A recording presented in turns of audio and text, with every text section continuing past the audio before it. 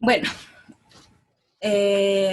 para comenzar, le hablaré sobre la aproximación a la construcción de test desde la teoría clásica de los test a...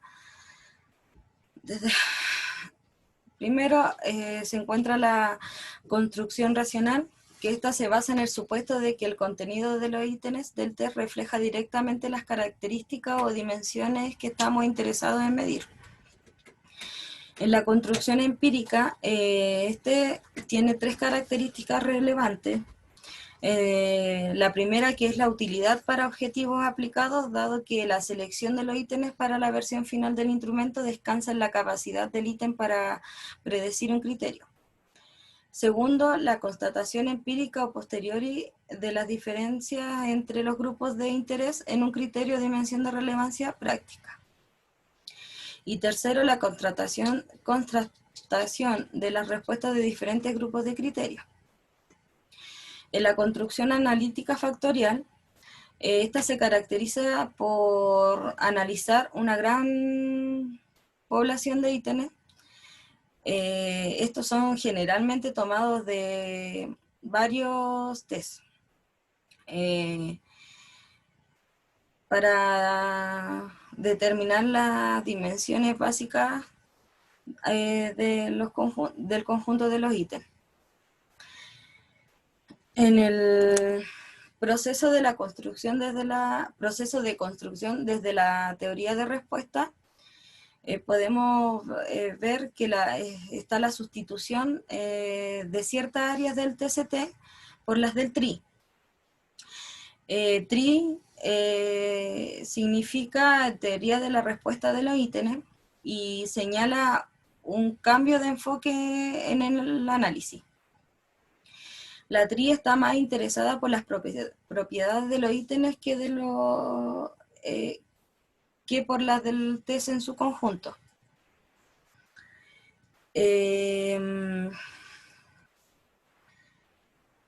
Los dos supuestos básicos de la TRI son el supuesto de independencia local y el de unidimensional, en donde el primero establece que las respuestas a los diferentes ítems son independientes de unas de otras, para determinar un rasgo latente.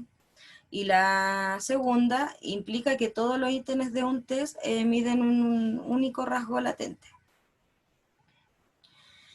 También acá nos encontraremos con los bancos de ítems, que es un conjunto más o menos numeroso de ítems que miden el mismo rasgo o habilidad y que se almacenan de tal manera que llegado el momento se puede elegir entre ellos el que mejor se adapte al test. Tenemos también los test adaptativos, que la lógica de los TAI consiste en seleccionar de entre los ítems del banco lo que se pueda evaluar mejor a la persona. En la clasificación de los test psicométricos, tenemos los test de inteligencia, que estos tienen diferentes puntos como la evaluación individual de la inteligencia, los test de inteligencia colectiva y las baterías de aptitudes, en donde la evaluación individual de la inteligencia comienza con la escala simétrica de inteligencia de Binet y Simon, en donde se puede afirmar que la mayoría de los instrumentos de evaluación de la inteligencia se han elaborado como desarrollo, como alternativa a esta escala, o sea, como que siguen un patrón sobre esta escala. Las escalas de Wechsler incorporan el CI de desviación, que es una medida en puntuaciones típicas normalizadas de la inteligencia, y las características fundamentales y la estructura de este instrumento son iguales. O sea, cambian algunas cosas por ser los formatos, por algo, a ver, cambian como los formatos. Y a veces incorporan nuevos índices, más que nada cognitivos, como por ejemplo la velocidad de procesamiento y la memoria de trabajo. En la escala de inteligencia de Raynon, este sigue como un esquema similar de evaluación, y está la inteligencia cristalizada, que sería la verbal, y dos subtests, que sería el RIAS y uno el RIS, y la inteligencia fluida no verbal. Las escalas de Kaufman, estas proporcionan una medida de inteligencia entendida como estilo individual de resolver problemas y procesar informaciones. Perdón. También tenemos los test de inteligencia colectivos. La teoría de Spearman, una teoría bifactorial de la inteligencia, pues establece que esta estaría compuesta por dos factores, uno común a todas las áreas, o el factor G, que sería la esencia de la inteligencia, y otros factores específicos. También tenemos a Thurston, que lleva a cabo una intensa labor de investigación para un soporte a su modelo, en donde llega a aislar 13 factores que dominan las aptitudes mentales primarias, pero lo más frecuente es la comprensión verbal, la fluidez verbal, el razonamiento numérico, visualización espacial, memoria asociativa, rapidez perceptiva y razonamiento inductivo. También tenemos a Vernon, que establece la existencia de dos factores intermedios entre el G y los factores específicos, que denomina VED, que es verbal educativo, y como KM, que es práctico mecánico.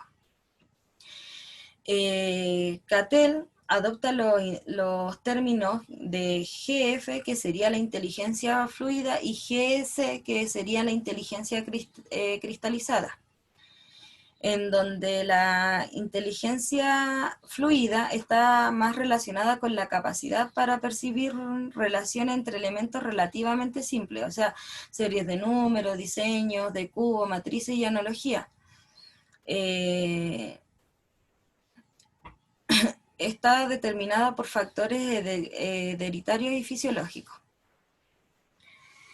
La inteligencia cristalizada, esta se refleja en tareas que requieren el uso de conocimiento adquirido anteriormente, o sea, como el vocabulario, esas cosas. También tenemos los test de matrices progresivas, en donde estos se diseñaron principalmente como una medida del factor G, que es la inteligencia general entendida como razonamiento fluido. En esto también tenemos el TAI, que son los test adaptativos informados. Estos están realizados desde la teoría de respuesta al ítem, y el TRI, que cada ítem consiste en una serie de 4 elementos que debe ser completa por un quinto elegido entre 3 opciones de respuesta. Tenemos las baterías de aptitudes, en donde estas se caracterizan por un formato múltiple, o sea, tiene diversos subtests que evalúan diferentes habilidades y se interpretan como un perfil, y esto forma un solo instrumento. Los test de personalidad, encontramos los cuestionarios de personalidad multidimensionales, pero personalidad, para definirlo, es lo que permite predecir lo que una persona hará en una determinada situación. Los cuestionarios de personalidad multidimensionales, se trata de buscar, en función del modelo teórico que siga el constructor, un conjunto de rasgos bien seleccionados que caracterice el modo de actuar de una persona, que recoja una muestra de comportamientos que sean generalizables en el tiempo y en el individuo. También tenemos la escala de cuestionario monorrasgo. Estos se encuentran dentro del de los test psicométricos de personalidad, y en esto, en los test psicométricos de personalidad existen un cierto número de instrumentos monorrasgos que son construidos para evaluar rasgos específicos que se utilizan con fines clínicos o de investigación. También ahora vamos a hablar sobre los mecanismos de defensa. Vamos a hablar sobre la subliminación, o voy a hablar, perdón. El factor común es que bajo la influencia del yo, el fin es modificado sin resultar de ello el bloqueo de una descarga de carácter adecuado. Los impulsos subliminados encuentran su forma de salida por una vía artificial.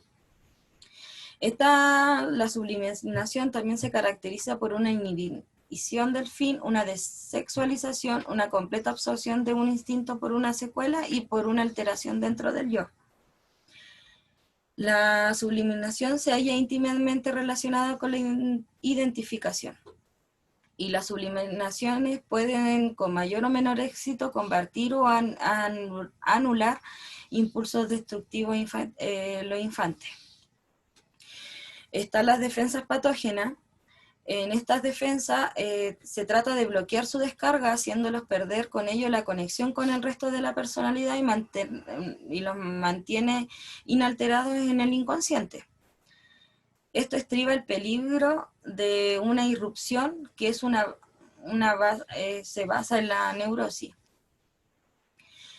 Esto explica dos hechos importantes: que los instintos rechazados ejercen una constante presión hacia la motilidad.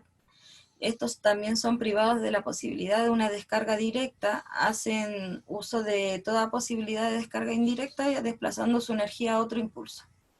Y todas las defensas patógenas, por lo general, tienen su raíz en la infancia. El psicodiagnóstico clínico en la actualidad, ¿con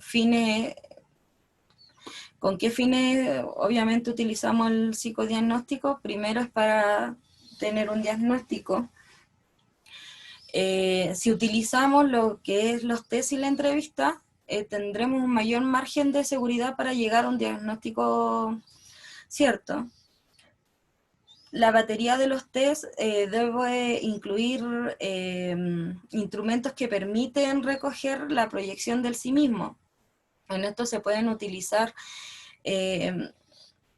la persona bajo la lluvia, el árbol, la casa y la figura humana. En la evaluación del tratamiento consiste en administrar la batería de test como primera oportunidad. Como se hizo la primera oportunidad. Esto, por ser si el sujeto o el paciente recuerda lo que hizo, se puede variar y cambiar los test. Por ejemplo, el test Zuyiger se puede proponer ese en vez del Rorschach. La entrevista de devolución es conveniente que la haga la misma persona que realizó el estudio. Los tratamientos que hace particularmente el terapeuta, o sea, que son particulares, el terapeuta elige el momento adecuado en donde le va a dar la devolución, pero si los tratamientos que se llevan a cabo en instituciones públicas o privadas, estas son las que fijan el criterio. Como medio de comunicación, es importante favorecer la comunicación para la toma de insight. O sea, que contribuirá que el que consulta adquiera la suficiente conciencia de sufrimiento como para aceptar colaborar. También significa que pierda ciertas inhibiciones para mostrarse con mayor naturalidad.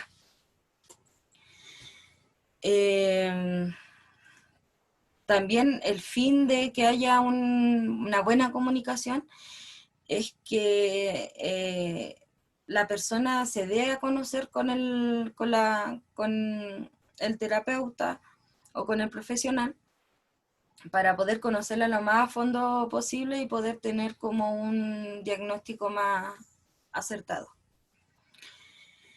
En la investigación debemos distinguir acá dos objetivos, en el que la investigación, bueno, el primero es la creación de nuevos instrumentos de exploración de la personalidad que pueden ser incluidos en la tarea psicodiagnóstica, y el otro es planificar la investigación para el estudio de una determinada patología o algún problema laboral o etcétera. En estos casos se utiliza el psicodiagnóstico como una de las herramientas útiles para llegar a conclusiones confiables y por lo tanto válidas.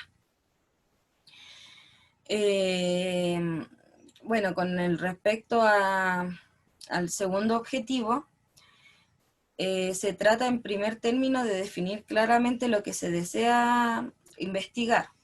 Y es por eso que ahí se van tomando diferentes consignas para cada test. Los métodos para que el consultante acepte mejor las recomendaciones. Las conclusiones de todo el material obtenido son conversadas con el interesado o con sus padres, o sea, quién es el que haya hecho la consulta primero. Los test que se toman de forma individual se reservan para el mismo paciente, pero cuando en general cuando es una entrevista con más personas, eso se ve ya como entre todos. La elección de la estrategia terapéutica más adecuada, un psicodiagnóstico completo nos permite estimar el pronóstico del caso y la estrategia más adecuada para ayudar al consultante. Para eso tenemos que tener entrevistas, una terapia, terapias de grupo, familiar, porque es importante tener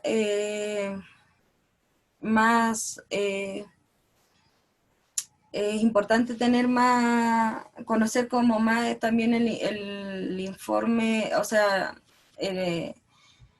a la familia, los vínculos que tiene para poder ayudar en el tratamiento a la persona. Los objetivos y etapas del proceso psicodiagnóstico. La concepción de la personalidad utilizada parte de que la personalidad tiene un aspecto consciente y otro inconsciente. Por ejemplo, si viene un paciente, es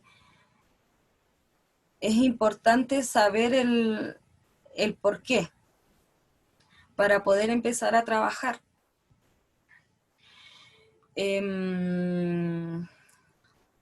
También tenemos acá las etapas que debe tener el proceso de psicodiagnóstico, que el primer paso tiene lugar desde que se produce el pedido del consultante, o sea, desde que uno se contacta con el profesional.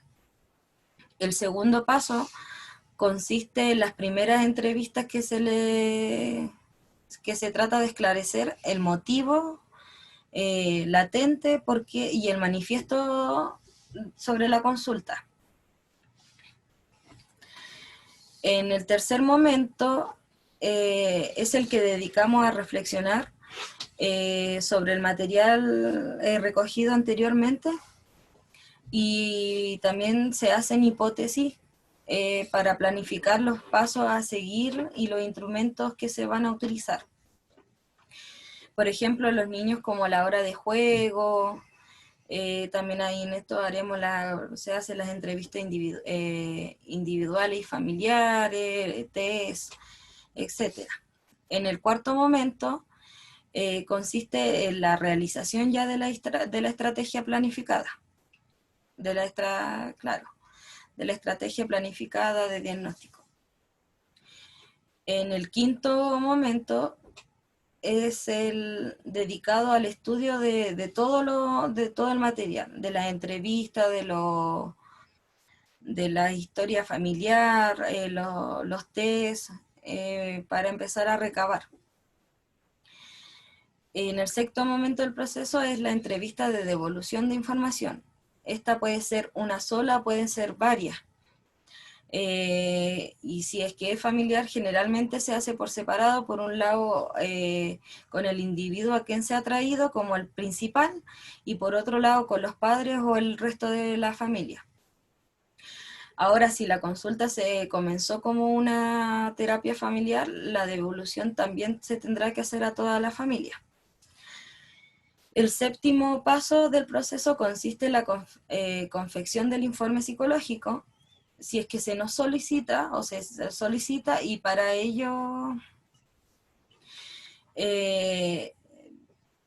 ¿por qué si es que se solicita? Porque también puede ser para instituciones, se puede haber pedido desde otro lugar. El encuadre en el proceso psicodiagnóstico, este varía según el enfoque teórico que sirva al profesional como un marco referencial.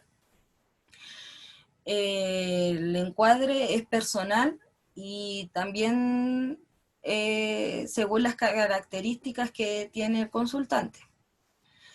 La edad del consultante también influye en el encuadre elegido, ya que Bion recomienda trabajar con absoluta atención flotante y libertad, y después de la sesión que ha terminado tomar nota y pensar acerca de lo que pasó en la sesión, y luego poder tomar un encuadre para ver cómo va a proceder la manera. El encuadre no solo incluye la modalidad de trabajo, sino también el objetivo del mismo. Los horarios, los honorarios y por sobre todo el rol que compete a cada uno. O sea, podríamos, el psicólogo en este caso tiene que tener como un grado más de madurez que el paciente para marcar los roles. En el primer contacto se encuentran los siguientes pasos, que es el motivo de consulta, el síntoma, fantasía de enfermedad y curación, objetivo y requisitos de la primera entrevista, donde el motivo de consulta,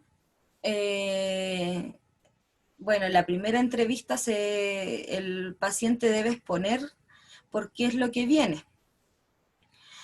Ese en ese momento sería el motivo de consulta.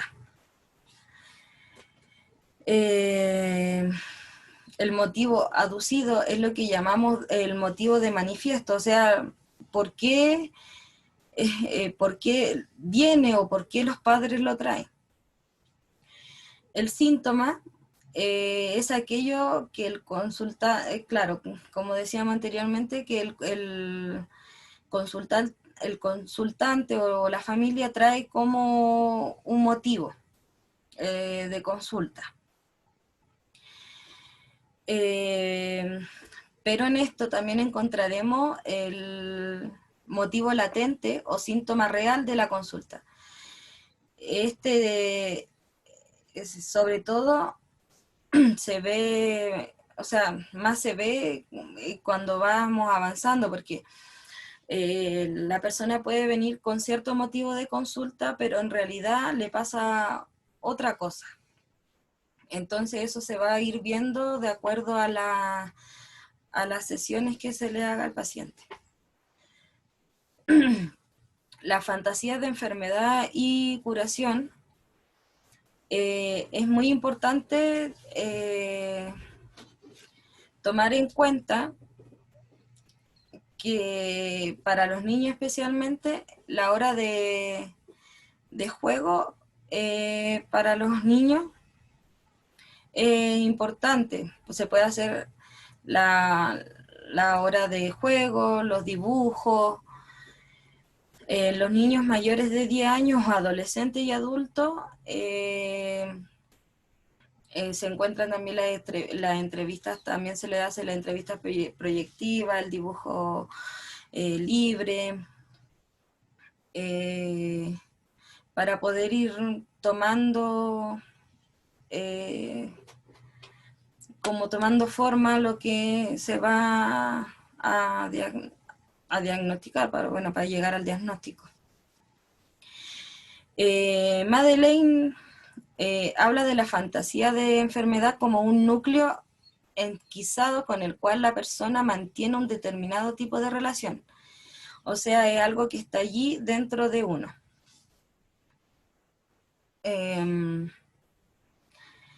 Es importante que durante la primera entrevista, además de explicar el síntoma que trae el paciente y sus fantasías de enfermedad y curación, tratemos de obtener una historia o novela familiar con los datos cronológicos importantes.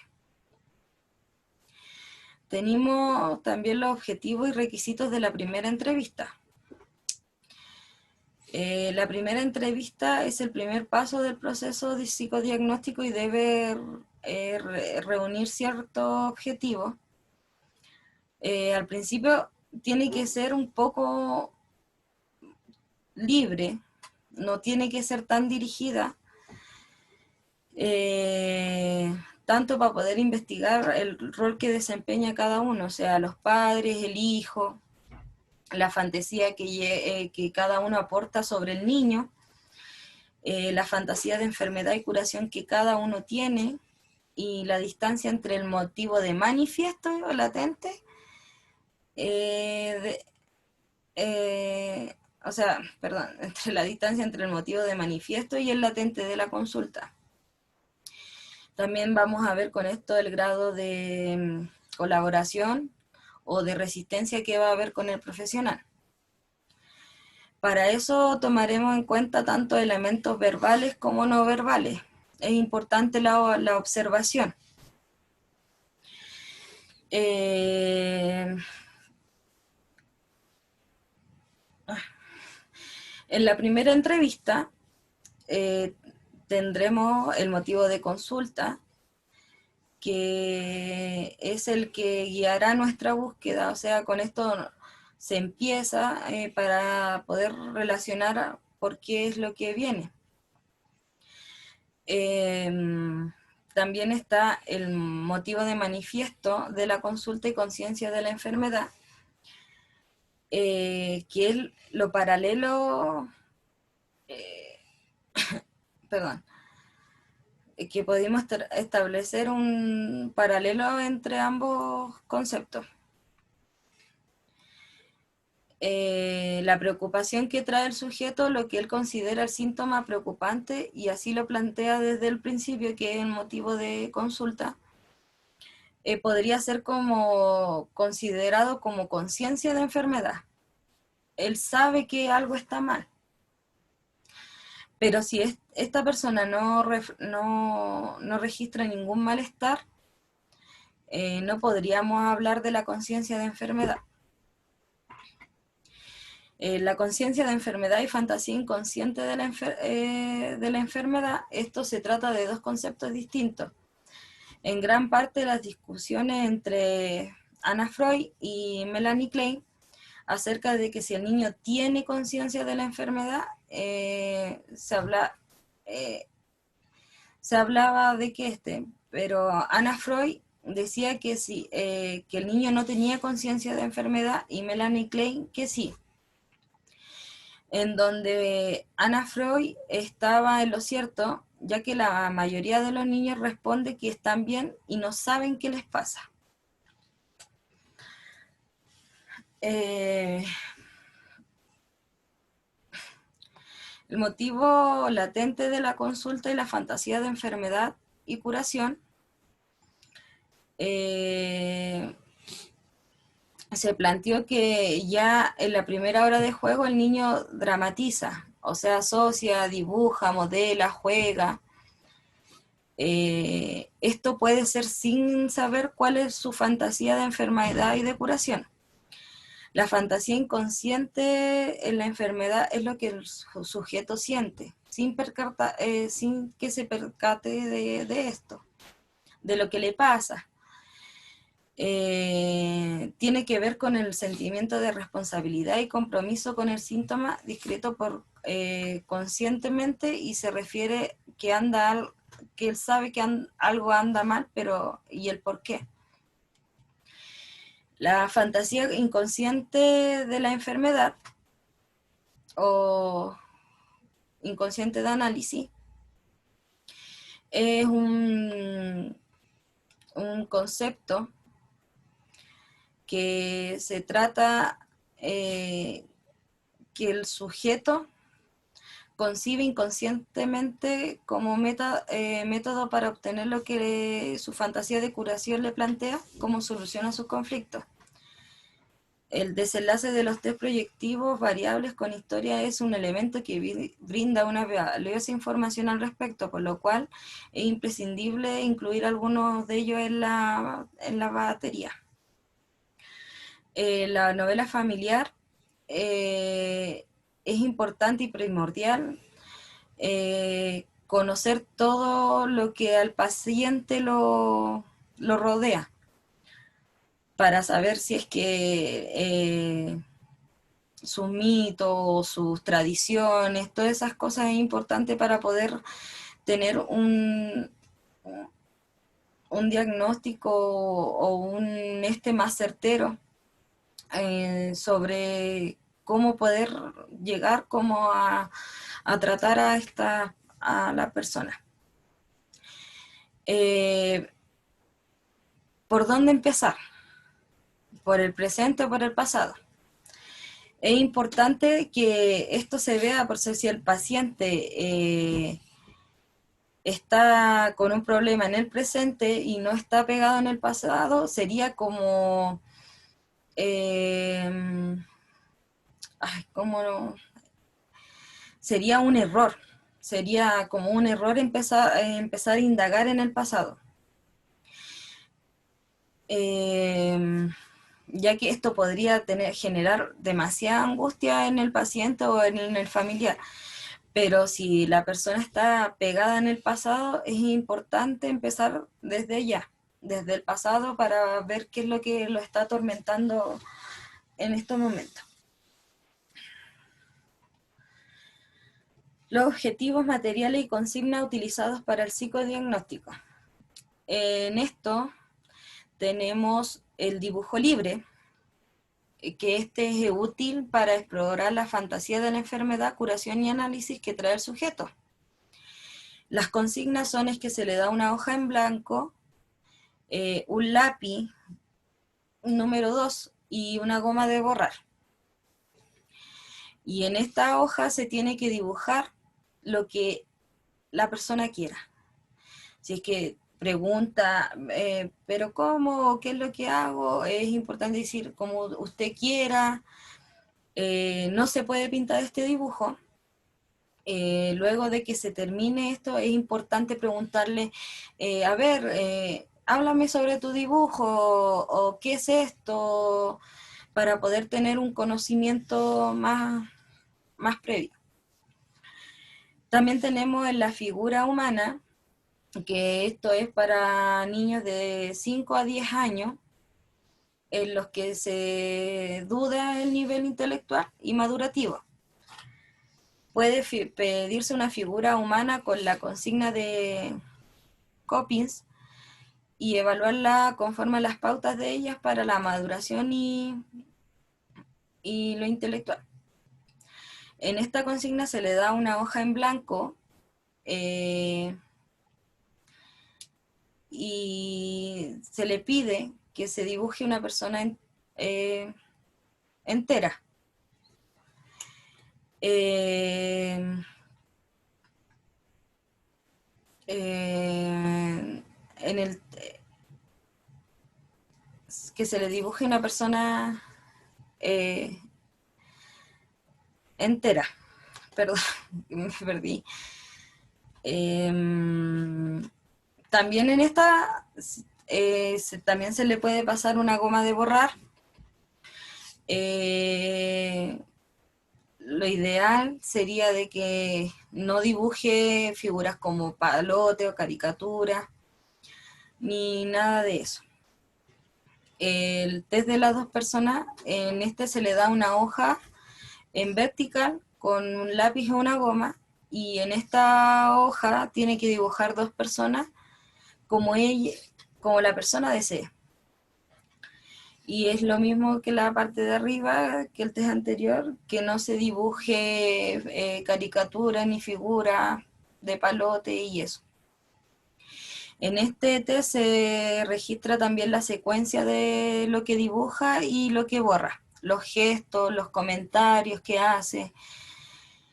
Y cuando entrega el dibujo se le pide que le ponga el nombre y la edad a cada figura y que haga una historia con esto mismo.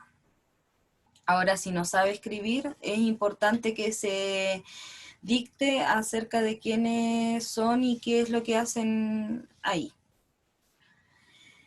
En el test de la casa, el árbol y la persona, que es el HTP, hay dos técnicas que se puede dibujar las tres cosas en una hoja o una hoja por cada dibujo.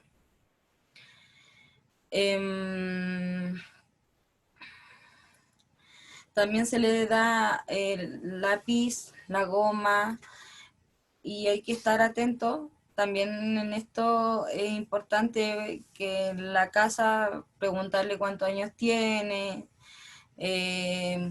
a dónde conduce la puerta, en el árbol es cómo se llama, si el árbol está vivo, y etcétera. En el HTP cromático se retira la hoja anterior del HTP y se le da otra en donde se le dice, ahora dibuja una vez más una casa, un árbol y una persona, pero puede ser distinto o el mismo al anterior, pero acá en este se le quita el lápiz grafito, la goma, y solo se hace con colores. Esto permite observar la tolerancia y la frustración y el manejo de la agresión. No se permite colorear con lápices o marcadores porque no presenta el sujeto las mismas condiciones experimentales. El test de la familia cinética actual y prospectiva. Se le da a esta persona una hoja en blanco, el lápiz y la goma. Y la consigna es: dibuja a tu familia haciendo algo. Puedes dibujarla como tú quieras. Solo si el sujeto ha intentado antes hacer figuras esquemáticas, o fosforito, o palote, se le pide que no lo haga. Luego pone a cada figura quién es y qué es lo que está haciendo. Se le pide que agregue el nombre de pila, o sea, por ejemplo, el hermano y el nombre, la mamá, el nombre.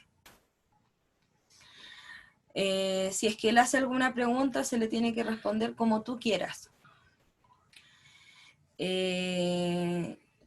Si se entrega el dibujo y no se ha incluido, se ha incluido el mismo, se le pregunta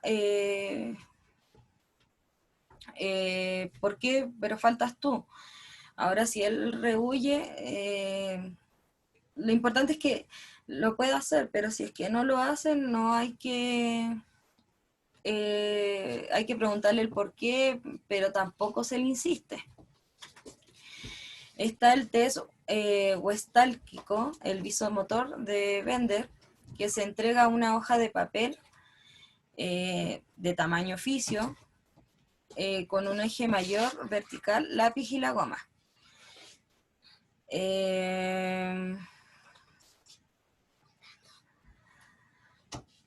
En esta hoja te pido que copies una figura que te voy a mostrar. Y acá la persona va a tratar de copiarlo lo más igual que pueda.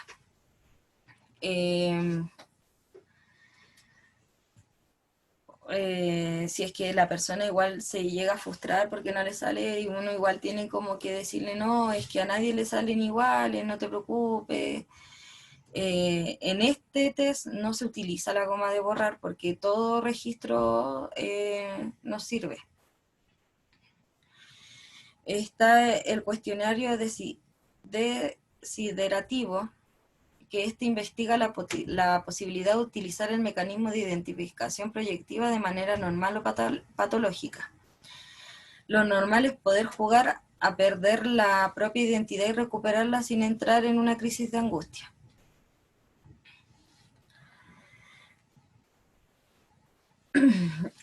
También tenemos el test de relaciones objetales de Philipson. En esto se administran en 3 tiempos o 3 etapas. La administración es el registro de la producción verbal y no verbal espontánea. Después se encuentra el interrogatorio, que una vez recogida la última historia o respuesta, se le muestra en orden las láminas y se pregunta acerca de lo que quedó incompleto, confuso o contradictorio. Y está el examen de límites, que se hace finalizar el interrogatorio y consiste en poner al sujeto en condiciones más limitadas para obtener una respuesta respecto de algo a lo cual espontáneamente eludió. Y por último tenemos el psicodiagnóstico del Rorschach, que este se administra desde los 4 años hacia adelante. A los pequeños se les propone como el juego veo veo. La consigna es saber decirle qué es lo que ves aquí. Como introducción se le aclara que se le va a mostrar unas láminas en donde él tiene que decir de qué es lo que ve. En esto no se trata de errar o no errar a lo que ve o no ve.